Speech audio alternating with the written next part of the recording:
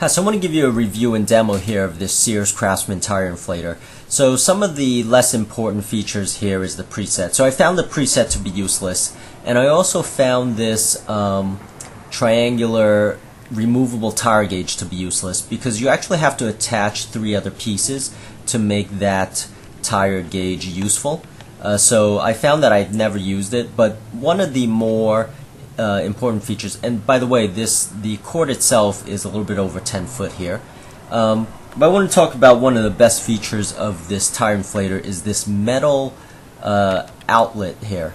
So it's something you wouldn't readily think as very important, but I found from the past I've had 2 other tire inflators and they were plastic, and what I found that the plastic did not attach to the tire as nicely as this metal piece. So I found this metal piece thing to be rather effortless in it, and actually putting it in and actually pulling it out.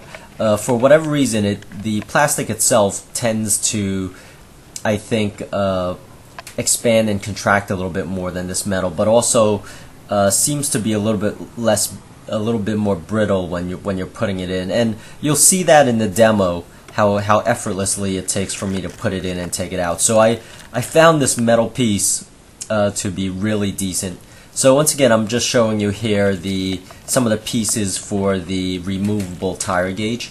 So this is what I'm talking about here, is even after you remove that piece, you're going to have to assemble 3 other pieces to actually make the gauge work. So just want to show you around the box here.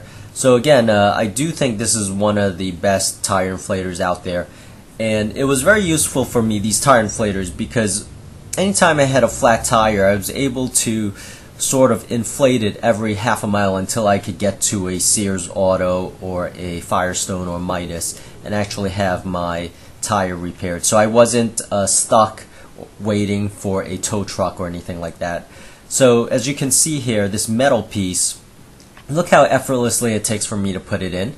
And I didn't find that to be the case with other plastic pieces because of the force of the way just the way it attaches. It's hard to explain, but it's just a lot more effortless and a lot more secure.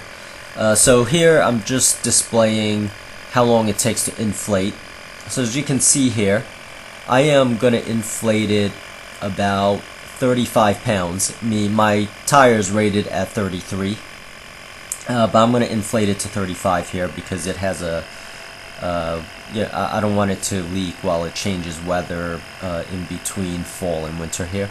So as you can see how fast this, and this tire inflator seems a little bit faster than my past tire inflators, which is nice, especially in the winter there where you don't want to be stuck outside for too long, especially when you have a flat or a nail or a small little leak.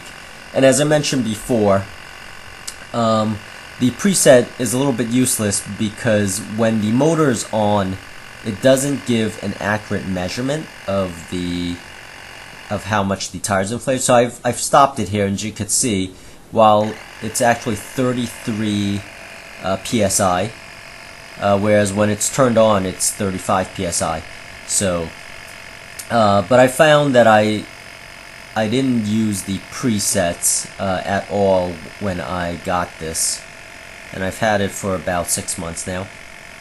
And once again, I do want to mention that how useful these things are when you do have a nail or a slow leak, because if you're on the side of the road, what I've done in the past is I would inflate my tire every half a mile or a mile until I reached a location that could fix my tire, whether it's a Sears Auto or a Midas or a Meineke, to actually fix my tire, and not having to wait for a tow truck or paying for the tow expenses.